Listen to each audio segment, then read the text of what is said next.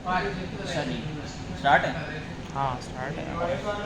तो आज हम यादगार एक मीटिंग दोबारा शुरू किया है। जैसे PICHE के लोग आए हुए थे, पहले भी हमारी चलती थी ये मीटिंग। तो आज अब्बू की वफ़ात के बाद कि मुझे था एक चीज़ अब्बू बताया करते थे। अब्बू का ही शेर है, वहाँ उम्र गुजार दी हमने, वहाँ उम्र गुजार दी हमने, जहाँ कोई देखता था, जहाँ कोई देखता तक ना था। वहाँ उम्र गुजार दी हमने, जहाँ कोई देखता तक ना था। तो मैं सोचता था इस शेर का क्या मतलब है।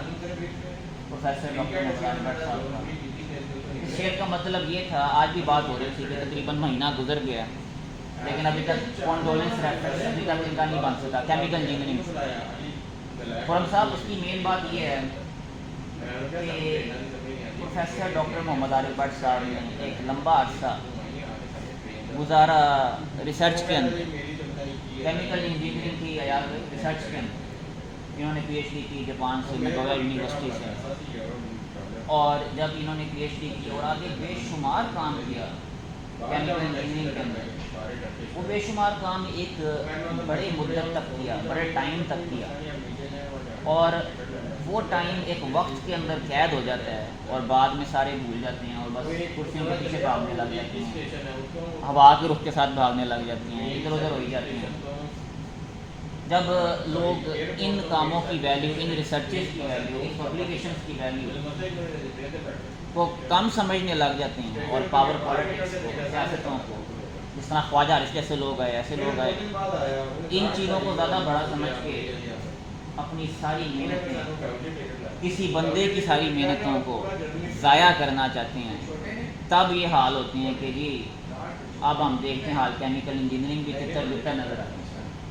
जब आप सबसे बेस्ट क्वालिटी बंदे के साथ बेवफाई दिखाते हो बड़े टॉप लेवल पे, 2008 की बात कर रहा हूँ, और उसके बाद अब्बू कहते थे यूनिवर्सिटियाँ टका टोकरी हो जाएंगी, वाइस चांसलर टका टोकरी हो जाएंगे, ऐसी नज़र आ रहा है। जब अहमियत ख़त्म हो जाए एकेडमिया की, जब अहमियत ख़त्म हो जाए रिसर्चेस की, तो फिर यही हम हाल देखते हैं कि chemical engineers, institute of chemical engineer में जितने लोग भी हैं, खुल के बताते हैं तितर बितर। वो उनके पीछे हाथ किन लोगों के हैं, पीछे हाथ किन लोगों के हैं, वो एकेडमिक हाथ नहीं। तभी ये लोग आपस में कोई कॉल कर रहा है, कभी इसको कॉल कर रहा है, खुरम साहब बता रहे हैं कि ये हो रहा है, वो हो रहा है, और ये भूले पड़े हैं भी असल प्रोफेसर डॉक्टर मोहम्मद आरिफ भट्ट साहब की ज़ात क्या है। केमिकल इंजीनियरिंग एंड टेक्नोलॉजी में लंबा अर्सा गुजारा, लंबी उम्र गुजारी, और ऐसे बोल हैं बहुत जाती है। तो आज मैं आया, मैंने कहा कुछ अयाज भाई के साथ मिला मैं, तो ये वाहिद बंदे थे जो उनकी स्टडी को एक्सप्लेन कर रहे थे बकायदा। मुझे बड़ी खूबसूरत चीज़ लगी। तो मेरी जब अबू का शेर देखा तो उसका ये मतलब था कि भाई इतनी मेहनतें की तो वहाँ नज़र रहनी चाहिए, वहाँ इंसान की नज़र रहनी चाहिए। मैं एक पेपर देखा था, मैंने अपलोड किया ही है। इन्होंने जापान में पेपर लिखा था, gas absorption with chemical with complex chemical reaction, approximate analytical solution. अब मुझे इन चीज़ों की वो है, मेरी ख्वाहिश थी अब्बू के साथ मिलकर ये चीज़ करता, कभी किसी कॉन्फ्रेंस में, कभी, लेकिन कॉन्फ्रेंस रूम के आगे जो लोग केमिकल इंजीनियरिंग में गए और जिनकी हाथ में अथॉरिटी हैं, वो सारे डिफ्यूज़ करते हैं, डिले करते हैं मामला, छोटी छोटी चीज़ों पे भी इशूज़ बनाते हैं। आज का दौर इतना कर, तो इस पेपर में खैर इन्होंने बताया कि जी हम जो कॉम्प्लेक्स केमिकल रिएक्शंस हैं वो सिंपल वे में, सिंपल कैलकुलेशन में कैसे कर। अब ये ऐसी कॉम्प्लेक्स है, मैं आज पढ़ रहा था, मुझे समझ ही नहीं आ रही, इतने मुश्किल चीज़ें हैं लोगों ने की हैं और आज तक बस ही वो किताब खानों में पड़ी हुई हैं और हमें आगे पता ही नहीं क्या है। तो इसमें था कि जी दिस स्टडी, मैंने इसका ना थोड़ा समरी डाला था कि this study presents approximate analytical solutions for gas absorption accompanied by complex chemical reactions in liquid phases. Authors developed mathematical expressions that estimate concentration profiles and enhancement factors, पूरे equations हैं, without directly solving the complete non-linear diffusion reaction equations. The paper specifically examines gas absorption with autocatalytic reactions, gas absorption accompanied by consecutive chemical reactions. आगे उन्होंने 11 equations लिखी, नहीं मैं देख हाँ हाँ ये 11 हाँ जी 11 इक्वेशंस लिखी सर, और इन सारी इक्वेशंस के बाद इनसे हमें की फाइंडिंग्स पता चली कि जी ये बताती हैं जी कि develop approximate analytical solutions for non linear gas absorption problems, provide accurate predictions of enhancement factors and concentration profiles, demonstrated that method is suitable for engineering design and analysis of gas absorption symptoms involving complex reaction mechanism. Conclusion निकला, the proposed approximate analytical approach provides a simple, computational, efficient and accurate alternative to numerical methods for analyzing gas absorption with complex chemical reactions, making it valuable for engineering calculation process design. जो equations थी वो एक diffusion reaction model पे थी for gas absorption with autocatalytic reactions. कहती हैं कि ये जो equations थी ये एक approximate analytical solution देती हैं, equations 5 to 11 that accuracy close to numerical solution while requiring much less computation. एक आसान मॉडल पेश किया ये कॉम्प्लेक्स केमिकल रिएक्शन के लिए। अब इस तरह के इतने काम पड़े हैं, इसको किसी ने प्रैक्टिकल लेवल पे लाने की तो दूर की बात है, ये तो बस खानों में पड़े रहे। और मेरी ख्वाहिश है कि इनको हम दोबारा रीलिव करें। ये बड़ी मेहनतों वाले काम है। वो कहते थे कि किस तरह आपने एक पुर्जा है उसको इतनी मेहनत से संभाला, उस पर काम किया, ये चीज़ें याद रखने वाली होती हैं। और आगे बस ये लोग सीटों के पीछे भाग रहे हैं और इन चीज़ों की अभी तक कोई वैल्यू नहीं पता। नादिर साहब को कहें तो उनको भी अभी तक भी वो नहीं बन रहा कि इनसे वो क्या नाम कॉन्डोलेंस एक्सेस नहीं हो रहा। एक क्या नाम है कॉन्फ्रेंस रूम लेते हुए देर लग रही है। खालिद बशीर साहब हैं, उन्होंने भी आज तक ऐसी चीज़ें कभी नहीं देखी। वो इंडस्ट्री में गए, अब ऊपर से कुछ दिखाते थे अंदर से कुछ थे। खैर सर आप बताएंगे आपको हाँ आपका बहुत शुक्रिया कि आपने जो है वो प्रोफेसर डॉक्टर आरिफ भट्ट साहब के बारे में बताया कि he was a great personality and a great researcher academician. तो मैं ये समझता हूँ कि सबसे पहले तो मैं आपको ये बताऊँ कि मैं जब से स्टूडेंट और as a colleague I really appreciate him as a human, as a trainer, mentor और एज ए कुलीग।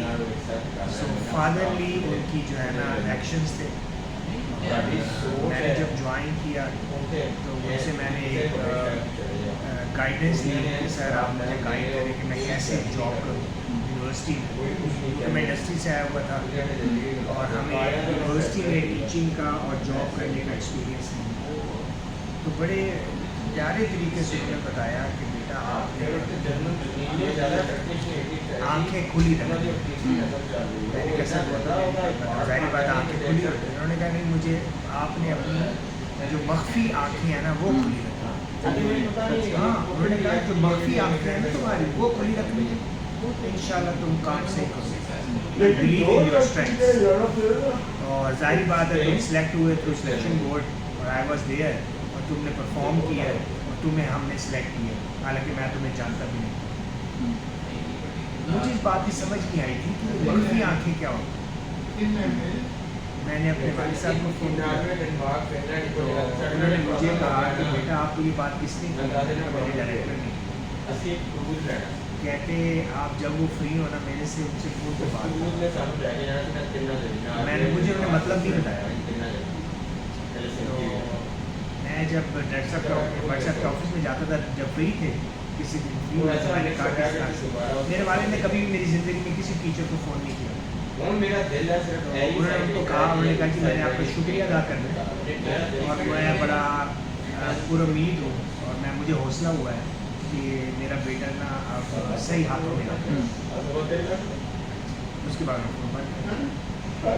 बाद उन्होंने मुझे वालिद साहब ने मुझे कहा बेटा इसका मतलब होता है दिल की आँख, दिमाग की आँख।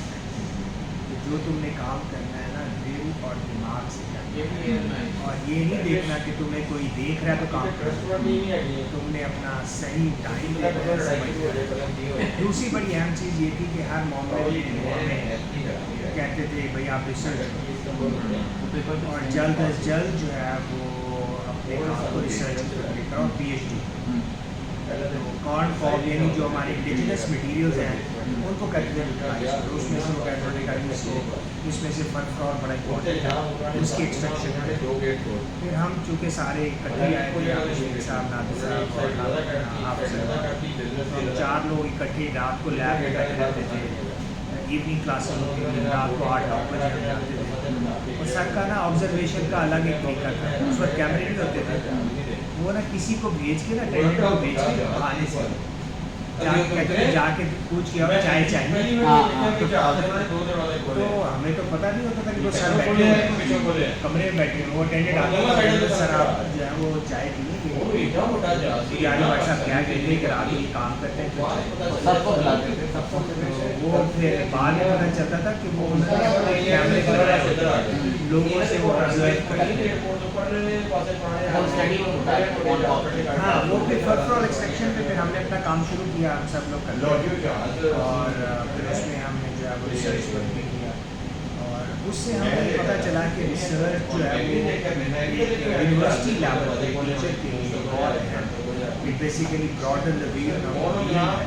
और फिर उससे हमें इंटरेस्ट भी क्रिएट हुआ, फिर एमएससी का भी हमने काम किया और जब पीएचडी करने गए क्योंकि अंडर ग्रेजुएट स्टडीज़ में रिसर्च नहीं होती और बेसिकली उन्होंने हमें ना डायरेक्शन प्रॉपर यानी हाथ पकड़ के किया, इतना खाली बात नहीं, उन्होंने हाथ पकड़ के हमें ये कहा कि ये करके ला, फिर पूछते थे हर सिटी में पूछते थे। तो रियली ग्रेटफुल। उसमें यही था कि हम जो है वो कॉर्न कॉप्स को हम उसको डिप किया, उसको उसमें से लिक्विड के साथ वाटर के साथ वो केमिकल एक्सट्रैक्ट हुआ, फिर उसकी हमने लिक्विड एक्सट्रैक्शन, फिर उसकी एफिशिएंसी चेक की कि वाकई वो फर्मरॉल है, कितने % प्योर है, तो हमारे फिर उसकी कैरेक्टराइजेशन की, तो ये सारा वो काम था। उसके बाद दूसरी जो अहम चीज़ है वो ये है कि जब तक वो हयात थे और हमारे दिलों में बसे थे, अब भी हमारे दिलों में बसे हैं। और ये मैं अपनी तरफ से नहीं कह रहा, तमाम जब भी हमारा और बड़ी देर तक बसते रहे। हाँ, और जितने भी मेरे कोलीग्स हैं सब उनको एक्नॉलेज करते हैं और मतलब एज ए टीचर भी नहीं, as a human, as a leader, university level पे भी होती है। तो ये दूसरा ये है कि वो जो कंडोलेंस कॉन्फ्रेंस वाली है बात, वो फ़ौरन हो गई। मैंने पोस्टर भी बनवा लिया था सर ने, बल्कि नादिर साहब ने मुझे कहा कि बनाएं आप, हम ये करेंगे इंशाल्लाह। सेमिनार रूम तो हमारा अपने उसको तो ज़्यादा देने की ज़रूरत नहीं है, मुझे भी मौका दीजिएगा इंशाल्लाह ज़रूर। और 9 जुलाई को वो डेट थी, लेकिन चूँकि PICHE के भी लोग लीडर्स वहाँ पर मौजूद है, वो चाहते हैं कि हम कंबाइन करें। 9 जुलाई को पहले दिन हाँ, तो वो जो है वो इकट्ठी हो जाएगी इंशाल्लाह।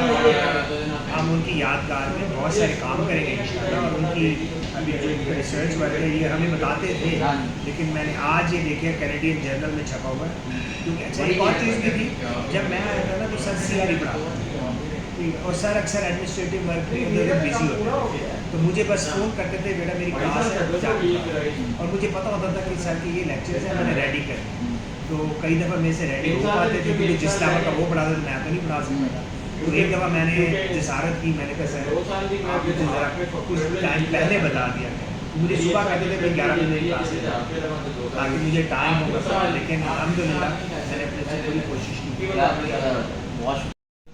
खुरम भाई को डॉक्टर खुरम की इजाज़त से मैं वापस उस बात पे लेता हूँ। वहाँ उमर गुजार भी यहाँ कोई देखता तक ना था, और ये आपने जो अंदर की आँख बताई ना, ये क्लिक किया एकदम दिल के साथ क्लिक किया। तो मुझे हालत नज़र में ना मैंने अपने से वादा किया इस बात का कि आपकी ना ये काम मैं ज़रूर करवाऊँगा, बाकी किसी ने नहीं किया, मैं ये ज़रूर करूँगा, मैंने वादा किया उनसे।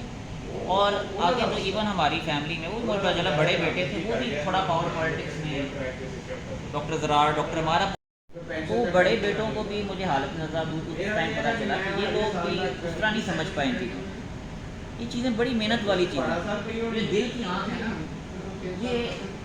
ये बारीकियाँ आप समझने की कोशिश, कोई बंदा समझने की कोशिश करे, मुझे समझ नहीं आएगी। मैं खुद रिसर्चर वाला माइंडसेट का, और बहुत से लोगों को नहीं पता कितना मुश्किल काम है, कितना टाइम टेकिंग काम है, कितना मेहनत वाला काम है।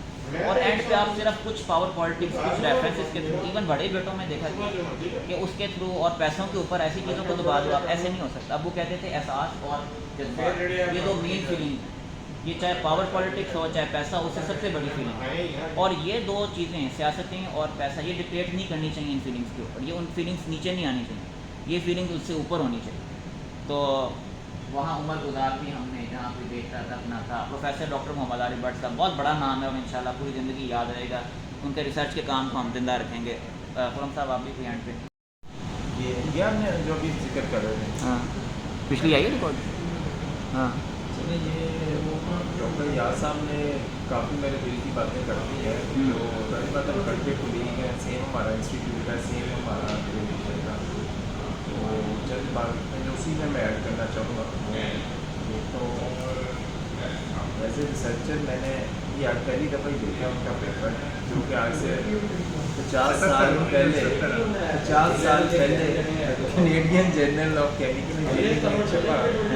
और ये मैं व्यूअर्स को बताना चाहूँगा कि आज के 2026 में भी जो journal Canadian journal of chemical engineering है, आज की डेट में भी इसमें पेपर छापना बड़ा मुश्किल काम है।